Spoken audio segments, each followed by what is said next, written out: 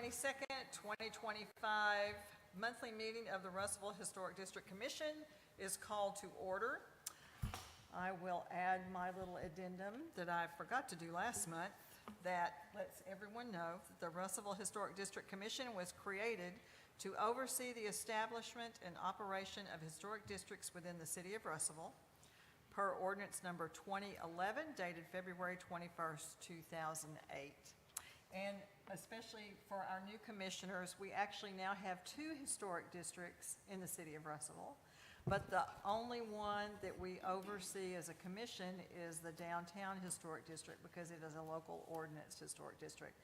The Old Town neighborhood is an honorific designation by the National Park Service. All right, and with that said, our secretary will do the roll call. Betsy McGuire. Here. Greg Barboric. Here. Judy Galloway. Here. Steve Newby. Here. Suzanne Alford. Here. Beverly Hooton. Here. Kelly Jones. Here. J.P. Leonard. Here. Regina Watkins. Here. We have a full complement of commissioners. That's so exciting.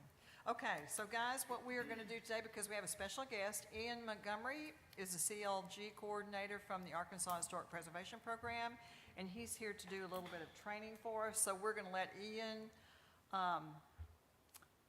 do his thing, and then we will conduct our business. Thank you, Ian. Good evening, everyone. Hello. How are you all? Thank you, Betsy, for the introduction. And again, I'm Ian Montgomery from the Arkansas Historic Preservation Program. And let's see, can I get my slides up? Thank you, sir. And we're going to do just some basic commissioner training this evening. So one thing I always like to point out is some of these topics will be reviewed for you. Some of you may be seeing this for the first time, so feel free to stop me at any point. Don't feel like you have to hold your questions to the end. So just let me know if anybody has any questions or comments as we go along. So first, just a little bit of background about where my office falls within state government and kind of why we're here. So I work for the Arkansas Historic Preservation Program. We are housed in the Department of Parks, Heritage, and Tourism, and within that, in the Division of Arkansas Heritage. Those of you that have kind of been in this space for a while might remember the Department of Arkansas Heritage. Now we're a division along with Parks and Tourism. Still doing the same thing, just a little bit of a different look and a different home for us.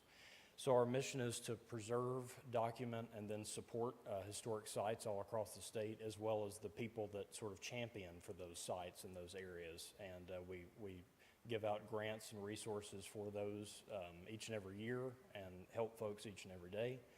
And we are Arkansas State Historic Preservation Office, known in the business as a SHPO. You'll find one of these in all 50 states as well as American territories. That is mandated by federal law. Some of our bigger programs, the National Register of Historic Places. We have multiple grants, Main Street grants, county courthouse grants, historic preservation and restoration grants, and my program, the Certified Local Government Program. Federal and historic tax credits, the Main Street program, Section 106 review and compliance, and then our education and outreach program. If any of you have heard of the sandwiching and history tours, that's something that we do out of our office, as well as K through 12 education. So a little bit of the basics about a historic district commission. It's the basic unit of local level preservation. You guys are kind of where everything starts. Your goals are to enforce your guidelines in the district, to advise other parts of city government, as well as just citizens in the community about what you're working on, why these places are important, why your mission is important, and then to advocate for those people and those buildings, districts, whatever it might be. And as Betsy mentioned, you have a special ordinance just for you. So, where historic district commissions fall within the bigger picture of the National Preservation Program is sort of laid out on this slide. The Certified Local Government Program, which Russellville is a member of, was created in 1980. And that was when the federal government and some of the states decided, well, this program that we got started in 1966 is working really well. Maybe we can do something to bring in local governments to pass some of the responsibility as well as, the interesting projects that we work on down to them. So that's when CLGs were created, and HDCs have to exist in order for a community to become certified. So you also have your local ordinance district, your design guidelines, and then your access to the Certified Local Government Grant Program, as well as enhanced advice and technical assistance from my office. So some of the roles on the Historic District Commission, these will probably be familiar to everyone. The chair, that's just overseeing the meeting, making sure everything stays on track. Vice chair or secretary. The titles don't have to be exactly the same, but they can step in and run the meeting if the chair is out of pocket for some reason. All the commissioners have the tasks as far as reviewing your certificates of appropriateness, familiarity with the guidelines, interactions with the applicant during the meeting, and voting. So staff, they're your support, your experts, your window between you and the applicant prior to the meeting, and they're also going to put together staff reports, which are very, very important. Some of your main duties, we talked a little about enforcement already, but these other two bullet points are also mandated by federal regulations. Have a survey and inventory strategy. I have to say Russellville's very good about this.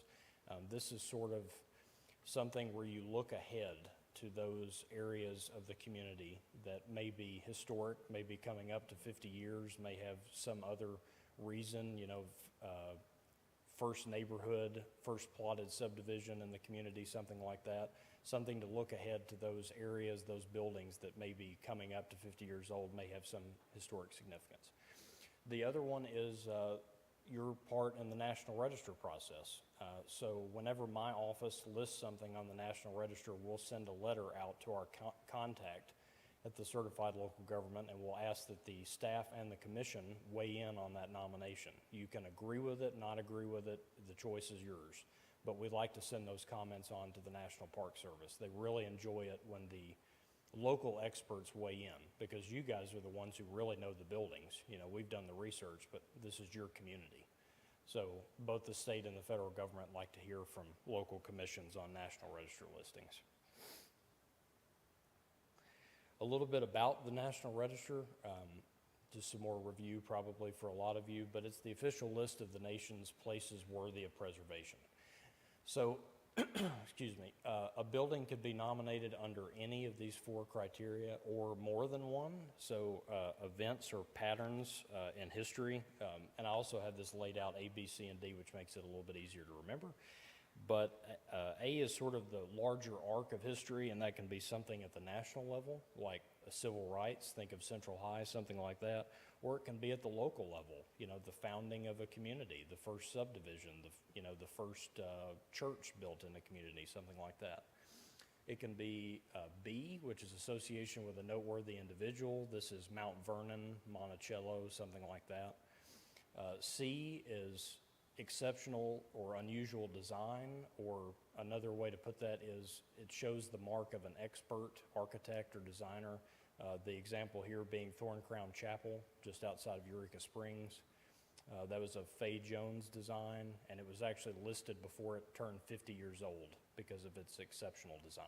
So, and then the last one is D, which is archaeological potential. So think a wagon trail, or one of the original highways, something like that. It may be buried, but there may be historic potential there. So 50 years old is the general rule of thumb, but as Thorn Crown Chapel shows us, you don't have to stick to it if you can make the case.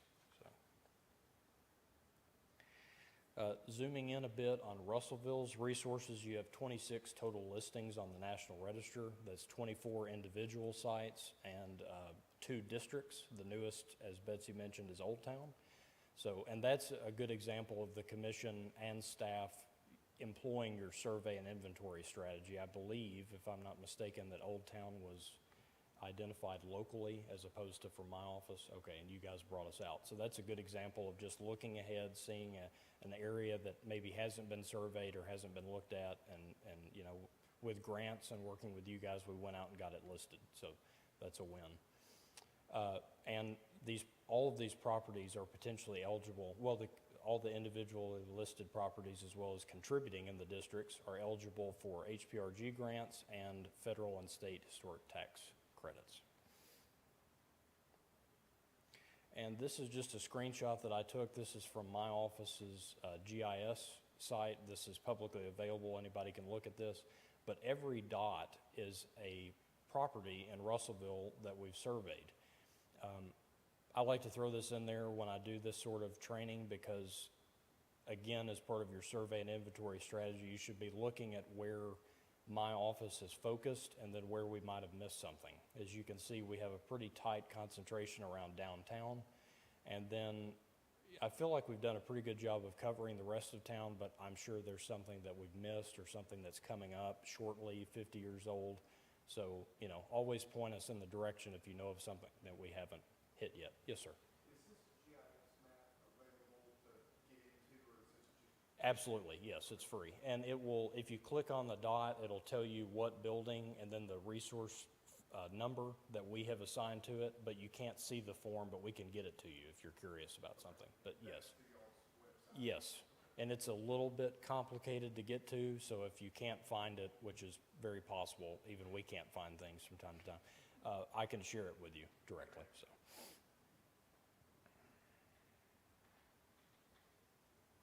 So the process, sort of again where the rubber meets the road for this commission, is the certificate of appropriateness process.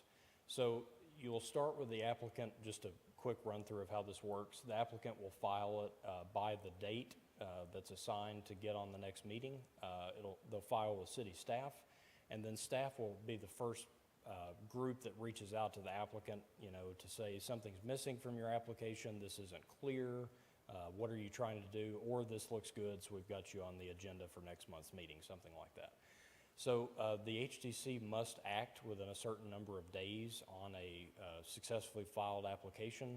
So you'll get a staff report in advance that should detail all of the applications that you're going to see at this month's meeting. And be sure to read those ahead of time. And then you'll need to set the public notice, which is, pretty standard procedure. I think staff does a good job of that. And notify adjacent property owners if they need to know, if they need to come to the meeting, and then rule yes, no, or defer it. If you have further questions or something you're not comfortable with, that's always an option. Rare, but it can be done. So during the meeting, this is a really good analogy that is not mine. I heard this actually in a NAPC camp training, but it's good to always remember you're not the judge and this isn't the city versus the applicant. You're just trying to get to the best answer for the city, for the historic district, and you need to be prepared. Hello, how are you? Read your staff reports ahead of time. It does show if you haven't. So that's always a good thing, to just be prepared to have good questions, to go in, maybe drive by the building a couple of days before the meeting. If you have a question about the way something's going to go onto the building, you can't remember what it looks like now to determine how the change will affect the building. So, just be prepared. Follow the proper rules of order. Make sure that you let the public comment at the appropriate time. But I always recommend limiting that, 5 minutes per application, something like that, 5 minutes per speaker. Let the applicant present fully before you start asking questions. I've seen that sometimes in the past, that the applicant may be cut off by good questions from the commission, but they were probably going to answer that if you just let them finish. So that's one good thing, to just let them get all the way through and then start your Q&A. And then always just remain polite, be courteous to everyone in the room. These things can get tense, but they don't have to be if everyone just keeps a cool head. So that's something I always bring up. And then make sure to reference the design guidelines that are applicable in your decision. That's an important thing to get on the record. We'll talk a little bit about that. Just a continuation of the prior slide, so it's always important to remember that your rulings are appealed directly to the circuit court.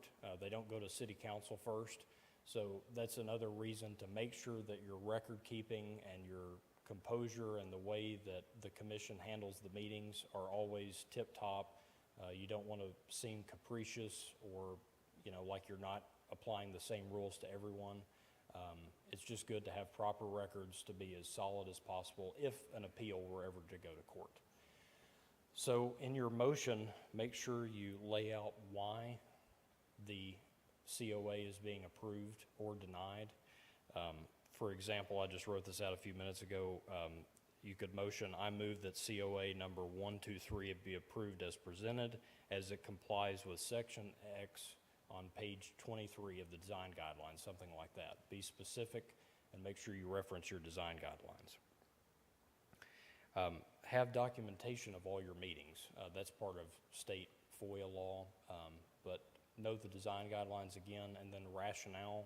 This is especially important if you deny it or if you apply certain conditions. We approve COA number 123 with the condition that the door be done in this way instead of as presented, something like that. So. Just a quick review, some of the things we've already talked about. Your public notice. This commission, I think, meets way more times than 4 times a year, but 4 is the minimum by state law. You've got your agenda and staff reports. Read those ahead of time. Verify your quorum to conduct business before you go any further, and just generally follow Robert's Rules of Order. Some legal considerations. The Arkansas Historic Districts Act, your ordinance is based on that law.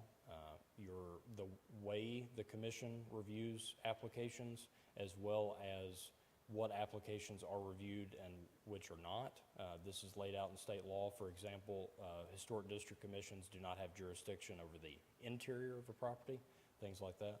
The National Historic Preservation Act, which is foundational to everything that we do, and then the Arkansas Sunshine Law, which covers FOIA. This is something I like to throw in about fundraising and advocacy. This comes directly from the state enabling legislation. Just, be aware that you can be an advocate even outside of this meeting. Again, you are the city's body to advise other parts of city government as well as the citizens about what you're doing. So this is a little brochure that I borrowed from Frankfort, Kentucky. That is, I believe, their website said this is something they mail out to folks who buy in the local ordinance district, just letting them know this is where you are. The Historic District Commission is here. We're here to help you, but just be aware that the commission exists. So. A little bit about sort of the other side of my job when I'm not doing trainings like this. I'm overseeing certified local government grants. So they're awarded annually via our federal appropriation from the National Park Service. No match from the local government is required. So that's a big help. Eligible projects, this isn't an exhaustive list, but this is what we do most commonly. National Register nominations and survey work, just like the Old Town neighborhood. Education, training, and travel, like we have coming up in September. Preservation plans and design guidelines. We'll be doing design guidelines later this year.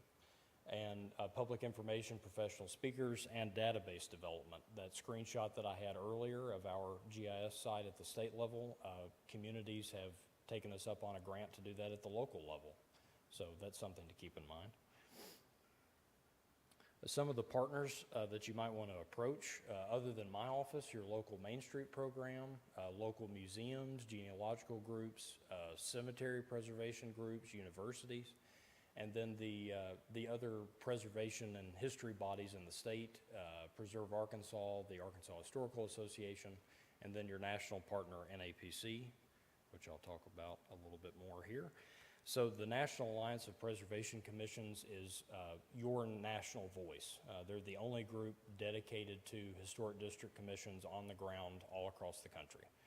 They do a wonderful conference every other year, but they are also available to send professionals out whenever you would like to have them. So that's another thing that we can pay for with a grant, is to have their professionals come to Russellville or to Little Rock, whatever, and we do a training with them almost every year. But communities can do a custom training with them anytime you like. So, and that is all I have. So, thank you all very much. Yes, sir. One presentation, how many other CLGs There are 20 besides Russellville, and I'm working with hopefully number 21 and 22 right now, so. Where are they? Harrison and Camden. Harrison has established their Historic District Commission, so they're working towards certification right now, and Camden already has a commission, so they're sort of, working towards it now. So there's 20? There are 21 total counting Russellville, and so Harrison would be Okay. 22 and 23 total. Okay, gotcha. Anybody else? Any other questions? The permits are evaporated. How's your funding? Our state funding appears to be solid. We get good support from state government. Federal funding, I do not know. We haven't heard much. So it has not been made available yet. That doesn't mean it won't happen, but we haven't been briefed officially. There has been no decision as far as we're aware. So, Thank you, Ian. thank you.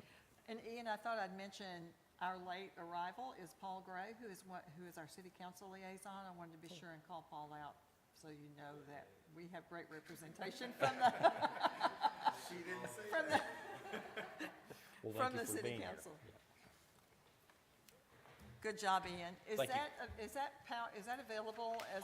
I can share it. I'm Okay. happy to. That would be nice. Okay, Yeah. sure. Thank you.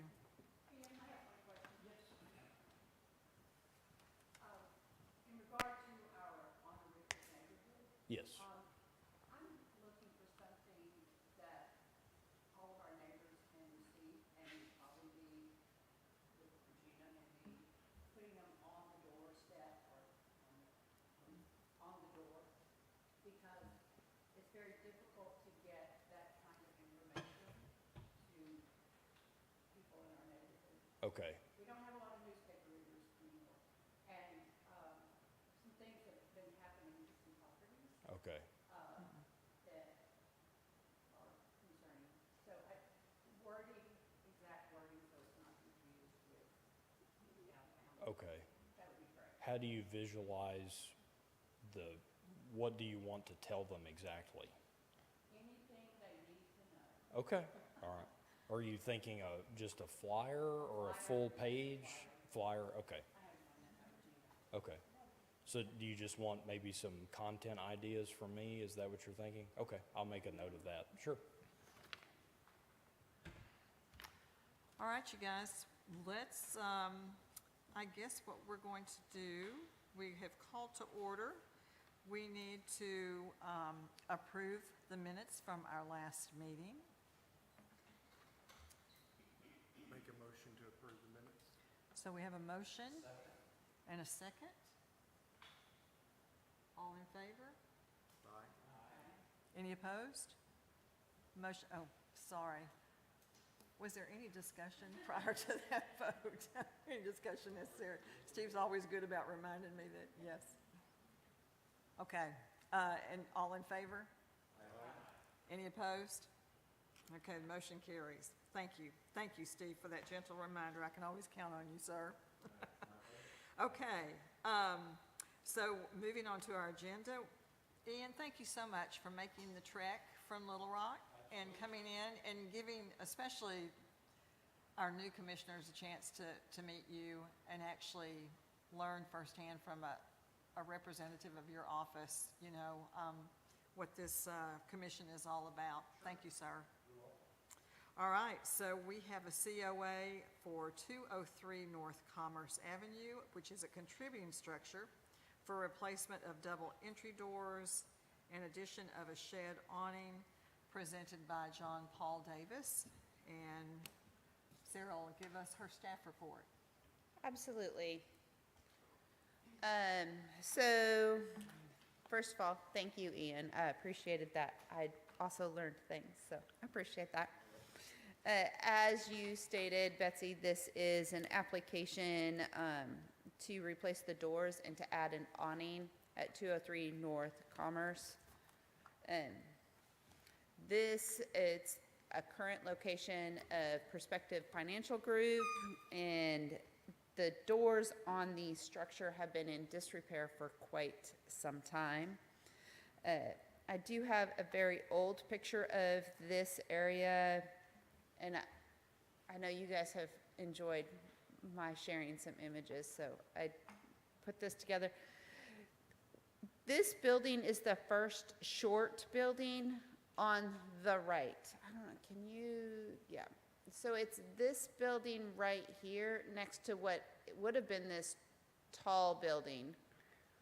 This other portion is the Mullen Team Sports and Kevin Martin's building, but then from best I can tell, it's this building right here because that is the existing top of the building that we're looking at 203 North Commerce. If you look at this right here, on this building, that's what this is. Oh wait, nope, it's this short building, isn't it? It's there's two short buildings there. It's actually, I think, the second one from the This end. one. The first one used to look like the second one and was stripped down at some point of all the decoration above. So it is this building right here? Yeah. Yes. Which looks like the original upper Yes. facade still remaining. Thank you, that's what I thought the building was in this image.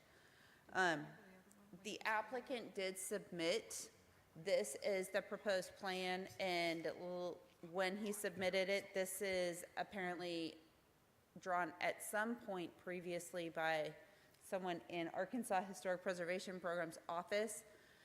From what I understand from the applicant, showing the proposed doors and an awning. They obviously had proposed some different colors. They are not changing the color of the building. They're not making any changes to that. This image on the right here is what the building would look like when they're done based on their application and the proposed doors that they are utilizing. So these doors that they're proposing do not have a taller base at the bottom. It's the exact same doors that are at Elite Hair Salon in their current location. The black awning is approximately what it would look like on their building in this image to the right. So when considering changes to the facade of a structure, we look at the guidelines to help assist the property owners, commissioners, and staff to make decisions. Based on construction, this is late 19, early 20th century commercial vernacular with characteristics such as cast iron supported storefronts, large display windows. And I do think you can see that there is a cast iron. I think that's what this support is right here from the original construction. Large display windows, which will remain. The transom is not being proposed to be changed.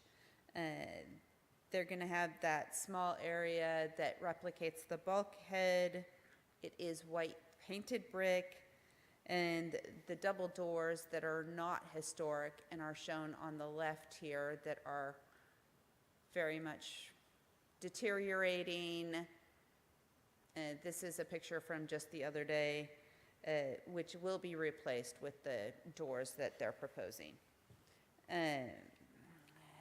In the staff report, it looks like as we went through, they're in compliance with articles or sections 10.4, which is awnings and canopies, 10.14 entries, and 10.34 windows and doors.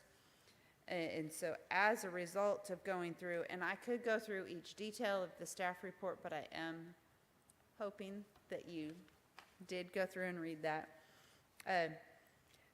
Staff does recommend that you all approve the installation of the replacement doors and the addition of the awning as a result that the proposed door is in line with other commercial doors within the district, although it's not historic in nature. The proposed awning is a plain black fixed awning. The applicant intends to comply with the design goals for the treatment of historic properties. and the applicant has shown compliance or the intent to comply with sections 10.4, 10.14, and 10.34 of the Russellville Downtown Historic District Guidelines. Are there any questions? Did the applicant request any suggestions from the design standpoint? This drawing that James, could you put that back up? This is what he had received, my understanding, this is what he had received from Arkansas Historic Preservation Program this is potentially from a year or 2 years ago when he was having conversations with them, and this is what they proposed.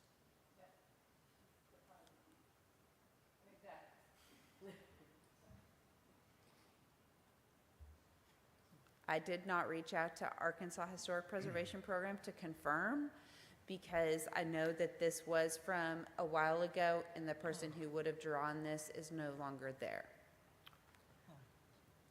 The entire storefront was rebuilt when what was it? Three's Company. Three's Company. Went in there. So it's not historic, the storefront part. Correct. And that's, as part of my review as I went through this, recognizing that the storefront isn't original and the doors aren't original, even though the new doors wouldn't comply or they're not historic doors. They're not proposing to go in and bring some old doors in that would be more appropriate to the district. They're replacing them with commercial doors, metal doors with glass that are appropriate per the guidelines. That's why we staff recommended approval on this, because it does comply with the guidelines, even though they're not historic in nature, because they are replacing something that is not historic in nature. And so the drawing there is misleading in that you're not changing the windows across. No, they're not doing anything. They're replacing those doors as shown in the picture to the right. I superimposed the Elite Salon doors onto this as best I could, and adding the awning as best I could. I did that for the applicant because I did not think that the picture they submitted represented what they are proposing. And with that is, I have a couple of objections with this, in that that first image submitted by the state, I don't understand why we accept anything that's not even close to a rendering. The first graphic illustration, that's not even close. The second being that I think the metal doors, there's an array of other kind of not historical, more antiquated looking doors, wooden frame doors, commercial double hung doors that would look or go with the property a lot better than just copying something that's already in our district. My thought on that is, I think what they're trying to do, they've got a business moved in here now. That building's been vacated for several years, and I think they're just trying to make it to where it's, accessible. Yes, I appreciate that. Yeah, and I would think, what I would hope is that they stay there, and then eventually they come back with the notion of redoing the whole entire thing, the entire storefront. But I believe for now, that's probably the most economical, viable way to keep, the business and have a decent entry in and out of the building. And as opposed to, like you said, buying some wooden doors, because the wooden doors are going to be more than the aluminum. And you guys, I remember when Three's Company put that storefront in, and they took out jalousie windows, but they originally had metal framed doors, much like that. I will say, Sarah, the image that you've posted up there looks like it has tinted glass. I thought that I read that it was going to be clear glass. It is going to be Okay. clear glass, and that is clear glass. You can see into the building. The picture is just not a good picture there. I do apologize for that. Okay. Any other questions, JP?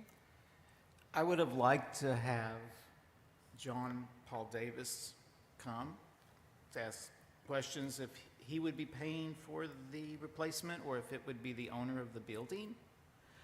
So- And I agree with Steve.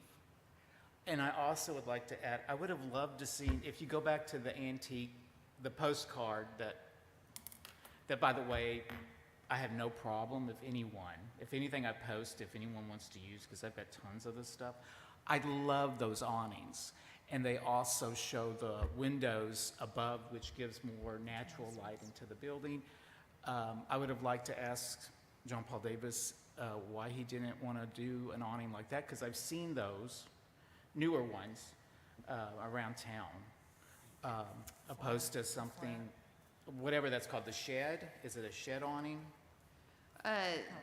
Both the awning that he's proposing and that I would classify as a shed awning because there is an angle to that, which it's a flat shed versus a round, and I don't know the name on this kind right Help now, us out but. here with some terminology. Well, That's yeah, I flat. think what JP's talking about is just a simple flat canopies typically supported back to the building, similar to that style. Metal, not canvas. Correct, yeah. Correct. I think one example is still over at the Emporium over here, has very old flat awning on it, but I do know there's some renovations going off on Commerce that I asked, what kind of awnings are you going to be using? And they were going to use the flat, which I was very excited about just because it kind of returns it back to the, and again, I would have loved to have been able to ask John Paul Davis or the owner of the building. I know when I've approached the commission, before I was a commissioner, I always showed up. Yes, sir. And I talked to John Paul today, and he was just unable to attend due to prior commitments. And my understanding is that he is the owner of this. There's some back and forth. Owner of the business or the building? Of the building. Okay. both, I believe, actually. Yes. He's got an office, his office resides in It's there. his office, and he's purchasing the building. I think it's always good, because I've always used y'all as a resource to ask questions. And Yes. so, what do you think? What do you think? And it's a valuable resource. And I would like to, and I don't know if that happened, but if, like Steve said, if those doors, I would have pulled up several different ones that I would have found on the internet. Maybe they're a little bit higher. Maybe you could find some doors that someone's getting rid of. Like we discussed, of saving doors from old buildings and storing them somewhere. That's just my opinion. And I don't know, based on my conversation with John Paul earlier today, if he's opposed to trying to find something with a thicker metal bottom. I just did not hear back from him today. He was trying to reach out to River Valley Glass to see if they had some option for him, because that is the contractor on this job. So if at this point you would prefer to defer that to the next meeting, we can do that. Do you have any sense or of his you- timeline? No. If he's under the gun for, if it's, I think right now, I think he's wanting to move forward quicker, just due to the condition of the existing doors, but I don't know what his time frame is. I think right now, yeah, it's probably a functionality deal. I don't think those doors are open very well, getting in and out, so. I think he has to keep them locked, and people have to knock on them, and he has to go unlock them. So he is doing business there. He is doing business there. And commissioners, please correct me if I'm speaking out of line, but what he has proposed does comply with the design guidelines. It may not be our preference, but as I was just reminded, we're not here to redesign his proposal. And as Sarah has pointed out, his proposed doors do meet the design guidelines. And that was kind of my point earlier. I think that it's a good thing that he's putting at least some investment to keep his business there. And I think John Paul's the type that in time would come back. That's an assumption we can't make. Well, it's true, but it's also, it's, like Betsy said, it complies, so. Yeah. But I think it's better than nothing. I don't think we really have anything to reject. It And those complies. doors that are there now are in horrible shape. If you guys have been by there, he's got a piece of cardboard That's covering up- irrelevant, they're gone. Yeah. Yeah, Yeah, and he's trying to replace what I don't want to see is somehow he says, well, okay, I won't buy the building, I'll go move somewhere else down the road, and then it sits depleted, and nobody moves in there. I have a feeling with everything going on downtown, because it looks amazing with the streets and the sidewalks, and it's going to bring more people in. I don't think there's going to be a problem whatsoever with someone purchasing that building. Seriously, because people want to be downtown. Yeah. People are asking me, do I have any more space? What's upstairs at the Bud White building? And I'm like, I haven't been able to finish it yet. So there is a lot of excitement. Again, I wish he was here so we could, and I understand that he wasn't able to be here to ask him some questions, but this is serious. I take this position serious. I would like to have asked him some questions, so. You know, like Betsy said, at the end of the day, we don't see it until they have come up with a proposal. We don't get to tell them what they, like how we think it should be in our perfect world, and they're just trying to be in compliance for the moment perhaps, but, if it's compliant, then It's compliant. we have to say yes, right? and they do have resources. We have a local Main Street program. They could have gone through Danielle and sought out some design suggestions from the state Main Street program. So they had that resource available to them. And they're prior- free. They're Prior free. to this, yes, yeah. So anyway, so I will entertain a motion. I make a motion to vote for this and for approval of the COA as it is presented today. In the staff report. And I would add, based on Sarah's staff report, based on the information. in the Based on staff Sarah's staff report and the information, they have met the compliance information that we have set forth. Second. So we have a motion and a second. Any discussion? I will be voting no due to the applicant not being here to answer pertinent questions. Any other questions or comments? I will be voting no also. I would like to ask John Paul Davis So, questions. gentlemen and ladies, do we really want to hold up? Don't question This our. project. No. So let me ask, is it a requirement that the submitter have a representative here? Would be a good idea.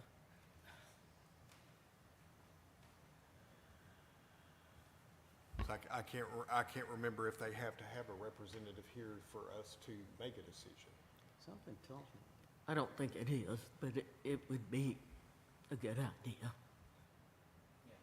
Yep. I know in Little Rock, if you can't come, then you get put next month. So Sarah, maybe that needs to be something we consider as our design guidelines are being revisited.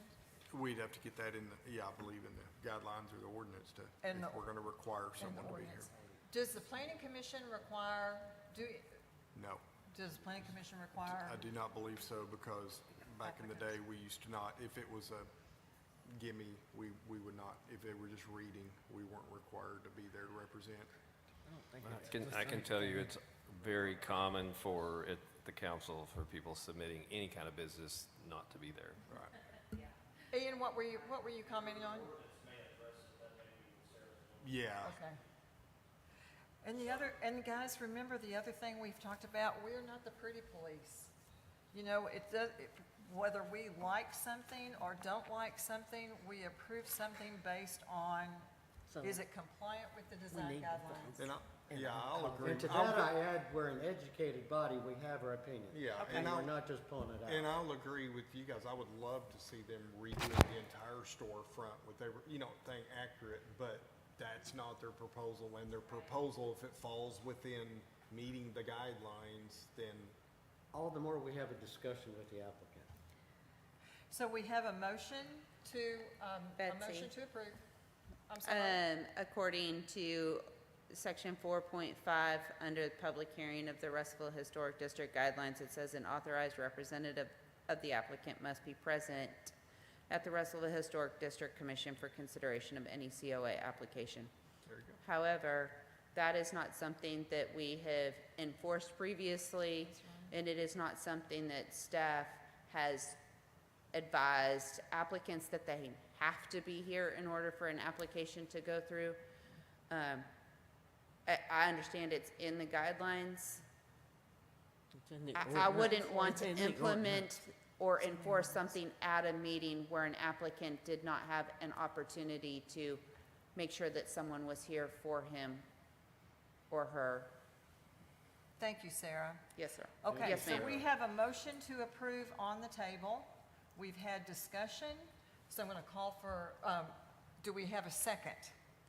I second that. Oh, we had a second. Thank you very much. Okay, so calling for a vote. All in favor? Aye. Aye. Any opposed? No? Aye? No? So, so let's do, Madam Secretary, will you call for a voice vote individually, please? Craig Barboric, Approve. Judy Galloway, approve. Steve Newby, No? no. Suzanne Offer, No. Beverly Hooton, Yes. Kelly Jones, Yes. J.P. Leonard, No. Regina Watkins, Yes.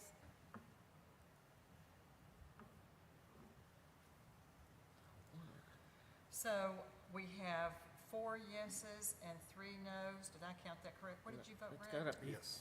You voted yes? 1, 2. 5. We have 5 yeses and 3 nos. So, the motion is Carries. approved. Great. Okay. Good discussion, It's you all. democracy. Yes, it was. Very good discussion. Sarah, we should start requiring those people. It says that we should in our ordinance. Thank you for looking that up for us. And in the future, we will do that. Very good points, you all. Thank you. I would like to say that I would prefer to have had, we defer it, which, instead of approve it, simply because I'm torn between there's, meeting the guidelines and the applicant not being here and not having other, I think the photos from the state might have misled the applicant. I think it was such an odd rendition. You know, one thing I will say, they have done a nice job with the appointments on the interior of that building. And so the fact that they haven't paid that much attention to the exterior, it has always been kind of an interesting observation. But I'm just glad that they're making that investment to do those improvements. And anything is better than what's there, so. Yeah. Let me ask this, y'all. If we're holding our nose and voting on doors that we don't really think maybe should apply, do we have the power to adjust the language and anything to get things closer to, so we're not holding our nose? Or is that just an outrageous thing to suggest? I think we fall, all the guidelines fall from the, yeah, I mean, the guidelines come out of the preservation guidelines. They're not, so, I mean, Yeah. I don't know if we could alter those. The guidelines. We could, so we could make amendments to change those if we wanted to rule out aluminum storefronts or something like that, so. Sarah? And I think that's part of what we're gonna be doing with the amendment to the guidelines this coming year. We did receive a grant that we have authorization to move forward. We have posted an RFP to obtain proposals from consultants to move forward with updating, revising our historic district guidelines. And so we're in this process of waiting for that. Those should come in at the beginning of June. And then from there, we will have a committee to review proposals, of which one commissioner will sit on that committee to help select the consultant. Will enter into an agreement with the consultant with AHPP's authorization. They are part of that whole process, making sure that we're moving forward in alignment with the grant agreement. And then we'll be working with that consultant to help us update our guidelines to make sure it's appropriate, to make sure we want clear and concise guidelines to help staff make decisions when we should or shouldn't. We want commissioners to have clear and concise guidelines on what we should or we shouldn't do. And then we want applicants to be able to read those guidelines and go, oh, this is what they want me to do. I can do this easy. And that's really what we're hoping to see come about with the guideline update that we're working on this year. Thank you, Sarah. You know something I want to mention too? An observation after 25 years downtown. Many of the storefronts downtown, is it our job to return the buildings to look as they did in these historic photos? I mean, ideally, that would be great.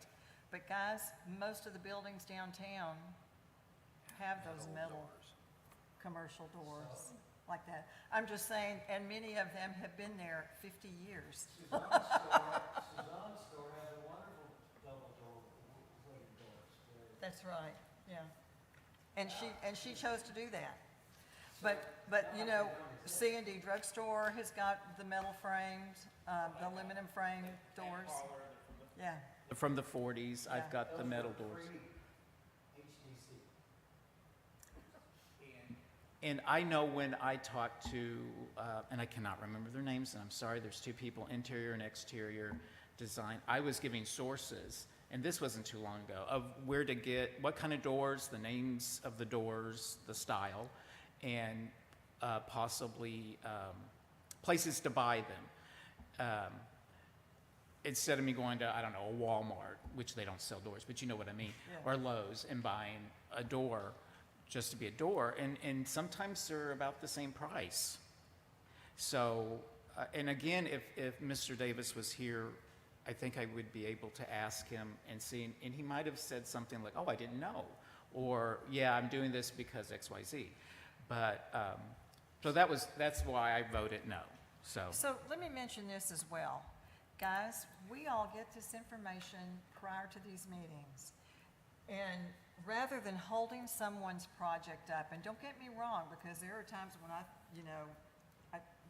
we all feel that way, but I'm just saying that we need to be doing our homework prior to the meetings. If we have those questions that can be addressed with Sarah, that could be addressed with those applicants prior to the meeting, think about somebody that's trying to get their building, and this project is not necessarily one, but many times people that are working on buildings are always talking about how the city holds them up on jumping through the hoops, how much more time it's taking them. So we need to be cognizant of that. Not to be unrealistic, but I'm just saying, we need to do our homework prior to these meetings and make sure those questions come up, pose them to Sarah, and maybe get some of those design issues addressed beforehand. Anyway, moving right along. Also, if we knew the person was not going to be here, then, True. that's the flip side. Yeah, I thought he was going to be here, or a representative of Mr. Davis. Okay. All right, moving right along.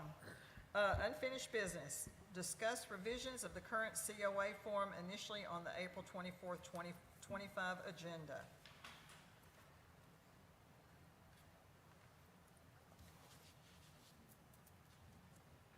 So did everybody study it? I would like to say, under description of proposed work, it needs to say detailed description of proposed work. And just to say, replace front door and add awning is not sufficient. We need the specs on the door. Do they know what they're gonna put in there? You know, we approved this door that looks like elite salon, but is that what we're gonna get? The windows that we approved for the handlebar, has anybody looked at them? Yes, That's not what we approved. it's not. No, What differs? it's not a solid bar. It's two little skinny bars with glass in the middle. You know, a transom, little skinny glass window. It's not what we approved. Well, that's is So the yet rock, to be rock, determined. yeah, they're looking at, and just FYI, that rock came from the, what was it, the Bill and Henry building they tore down the street? Well, so here, No. here's the deal. No, That- we didn't approve anything. We that let it go, hasn't so been it's our approved. fault. If we want to make people stick by things, then we can walk out of here and give the details they have to abide by, but we leave gray room, so we can't, we have to clear up that gray space sometimes if we're gonna be very black and white to them when they come back. So we have to hold both sides to a standard. We have to be clear as well as they do. Well, and part of that, the handlebar, theirs is a work in progress, and they've just been having us approve things as they've been coming up with that. So Sarah, the rock work that they're proposing now, where does that stand? It hasn't been approved. Are they gonna bring that to us for approval? If we need them to bring it to us for approval, we can absolutely will submit an application and go through that to revise that. As far as, I talked with Will today, because I knew that this was gonna come up at the meeting. His application did show on the windows that it was a solid bar, and that is their intent. It's going to look like it's a solid bar. The manufacturer did put those two bars in there, but they have already talked with a company to have black vinyl applied, so it looks like one solid bar across that instead of the two skinny bars with a gap in it. So that's what they're going to do. They did ask if they could do stained glass in that, and that was just an idea that the applicant had come up with. I reached out to Ms. Galloway, and she confirmed my thinking in that it wasn't appropriate to the district. He wasn't sure how he was gonna put stained glass in there. He was just gonna be painting stuff in. But he did confirm that he has already ordered and talked to, and that was before this was brought up with the two bars on the window, that it's gonna look like a solid bar. So it will look like the application that you approved regarding the windows. He also let me know that at the threshold entry where you walk into the handlebar, that he has, is going to have inlaid in the entry there, white penny tile with black grout, and it's gonna have handlebar in gold with a frame, kind of similar to what it was originally over at C&D Drugstore. And so that will be at the threshold. The historic rock that he has kind of laid down along the front came from the building that they are tearing down on North Commerce on the north side of Prairie Creek. And he was thinking that he can absolutely put brick there as was originally proposed, but he was thinking this is historic rock from a historic building in Russellville, in our downtown, and he could put that there in place of what was proposed as the brick. Current updates, so Sarah, thoughts? have you looked at that rock work? Is it gonna extend further out than most of the bulkheads on all the other buildings down on that block? When I looked at it, it's going to didn't be in approve that line rock. with where the current actual sidewalk is, and so I don't think it's gonna extend further than the other bulkheads. but I have not like stood and looked down to confirm that. I have in, I have in the minutes from when we discussed that the bulkhead would come up later. And we discussed that it probably ought to be brick like most of the other bulkheads that are original, like over the. So if he does not put the rock there and he goes ahead and puts brick, is he approved to go ahead and put brick? The minutes said that he I would, think it's very simple. What we approve is what we approve. the But minutes, that's what Judy is saying. The She's minutes saying we didn't said approve that. we did not approve the bulkhead, and we have not approved the tiles, The entry, the entry. It's gonna show. Was It's the supposed- stained glass approved? No. For the, None of this has even been requested to be. No, it so hasn't. does he need to be told, or? Application right now that we're looking at on any of this. no, he's been working, he is working under the original approval. And I do think he believes that the brick was approved. So, Yeah, he's changing the material. Yeah, I think they're changing, so maybe It, thing that we need to look at. We can, I mean, we can't just casually here say, yeah, that's okay, that isn't, you know, so it sounds like maybe another, okay. that's what it sounds like. It's this, I love the creativity and the enthusiasm of the citizens, but that's kind of why we're here. Yes, no, I applaud all of it, but I am trying to be that, making calls on the street, brick or rock, why are we here? Now, I know the brick isn't actual, it's just setting there. I guess the as it rock looks, is the just rock. set, the rock has just Yeah. been set in. It would fit perfectly, and he It has sent kind of looks like pictures. Old Bank, the way the rock kind of sticks out a little. Okay, And I've got yes.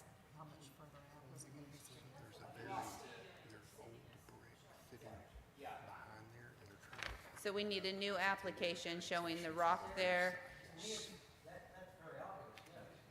Okay, Sarah, yes, ma'am. I would think that any changes that he's making that we haven't already approved, or if he is changing or if he is proposing to change materials, he needs to come back before this body Okay. For approval. Not that we're trying to hold him up, but if he's making those changes and adding some projects to that that have not been previously approved, he needs to come back with another COA. I'd also like to say that one of my things that I bring to the commission is buying a building downtown and screwing it up I had the wrong kind of doors as far as egress originally. I think they're on someone's house right now because I finally realized that wasn't correct fire code. Things like that, front of the building actually rotted away. So, I so would have, and at that time, there was no historic district commission. So, I'm just, Okay.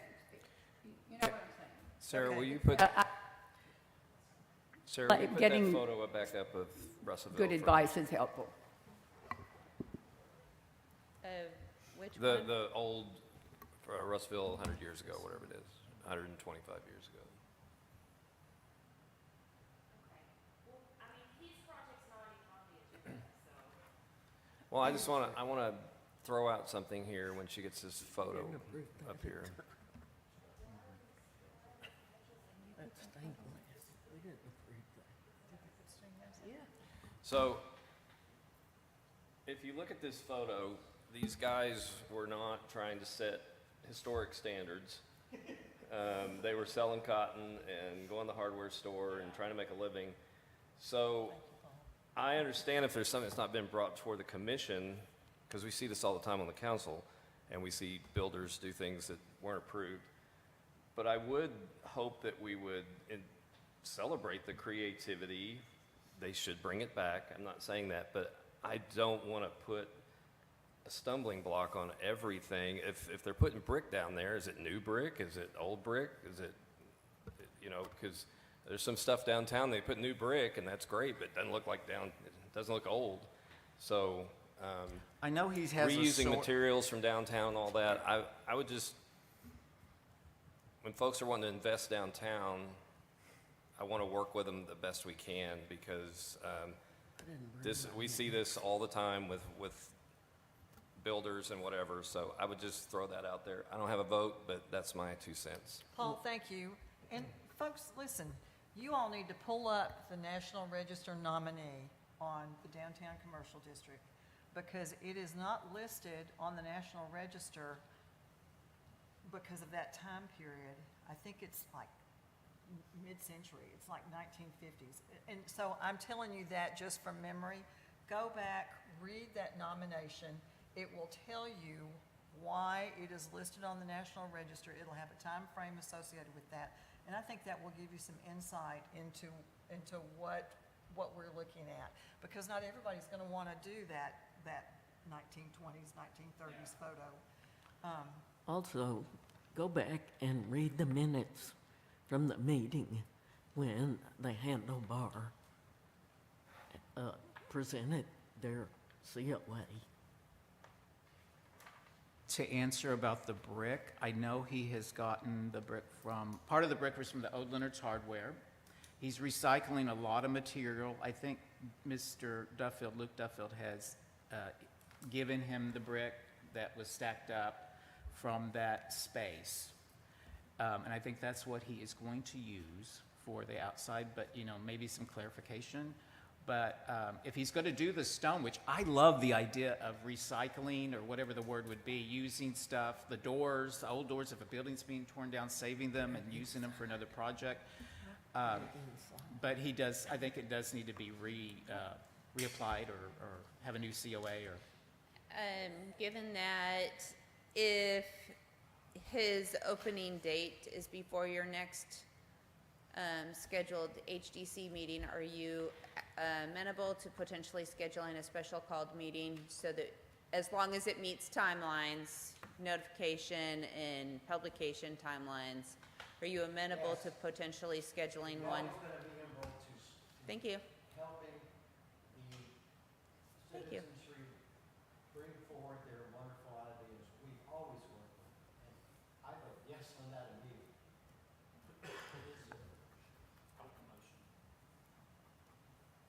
We have a motion. What's the motion? I move that we're speaking for somebody that isn't. Open to having a special called meeting. It's in our procedure. Staff, would you just let them know that we're amenable? Yes. Thank you. Yeah, we don't have to vote Okay, on it. all right. Okay. Okay, all right, moving right along. New business. Betsy, hold on. On We're the not finished with application this. form, was that the only comment, detailed description? And I noted so that it would say detailed description of proposed work with specifications. Yes, Is that the only correction to the proposed form? not just specifications, but materials.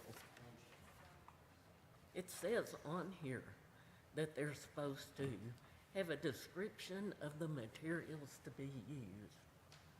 And new doors and new awning is not a description.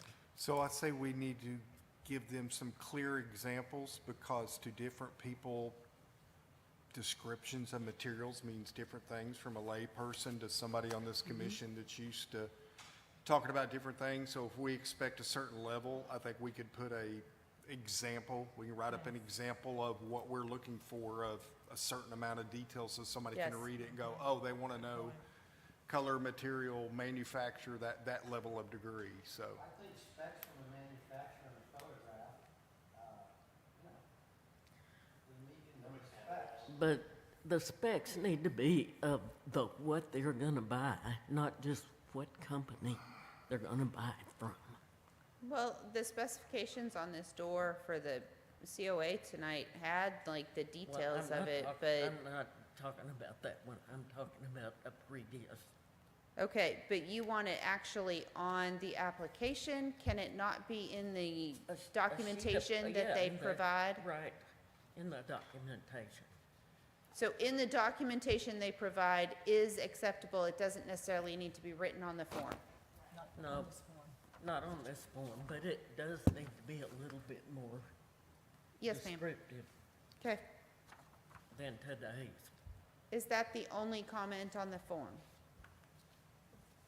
I think I would just echo the comment here about showing them an example. I mean, that's what, I mean, maybe they. Thank you, Greg. That's the life I have to live with students. is That's they a need to great see idea. it- They need Yeah. to see it done well. They need to see one that sails through, that everybody is super jazzed about, and show them that is what they need to be creating. Okay. Show them what good looks like. Greg, can you help me draft something up? Thank you. Or just dig up an old one that was really well done. You know, you don't have to make We don't have We any. can find one. maybe they should No. all be there's been no A's, is what y'all are saying? I can send what was sent to me not too long ago, that was great, different types of doors that they would approve, the exterior from the state of Arkansas, which I haven't done anything with that yet, you know, but I can get all that together and say, this is what helped me, Okay. or helping me with my process. Okay. Okay, are we finished with unfinished business at this point? Thank you. Moving right along, new business. Sarah, do we have any staff approvals? No. Okay. All right. Any other business, folks? Oh, thank you. Actually, Saturday. Suzanne just reminded me, the next to the last Preservation Month behind-the-scenes tour will be held this Saturday, May the 24th, at the Lattimore Tourist Home at 11 o'clock. If you want to come in and see it in its current state, I mean, once they start working on the interior, you're not going to see it. I mean, right now, it's wide plank walls and daylight coming through the floorboards. So you'll really get a chance to see some of that early construction. So, and then the next tour after that will be on May 28th. That'll be next Wednesday. And it'll be a tour of the Pope County Courthouse. And I understand there is a tunnel leading from the basement of the courthouse out under Main Street. So that would be a great thing to see, according to the county judge. Yeah. All right. What time is that one? The courthouse tour is at 11 next Wednesday. And the Lattimore Tourist Home is this Saturday at 11. Madam Chairman, can I ask Liam for an elevator assessment of the meeting tonight? Well handled. It's been a little more, it's been a little more colorful than usual, let me tell you. Okay, motion to adjourn? Motion to adjourn. Motion and a second? All in favor? Thank you all very much.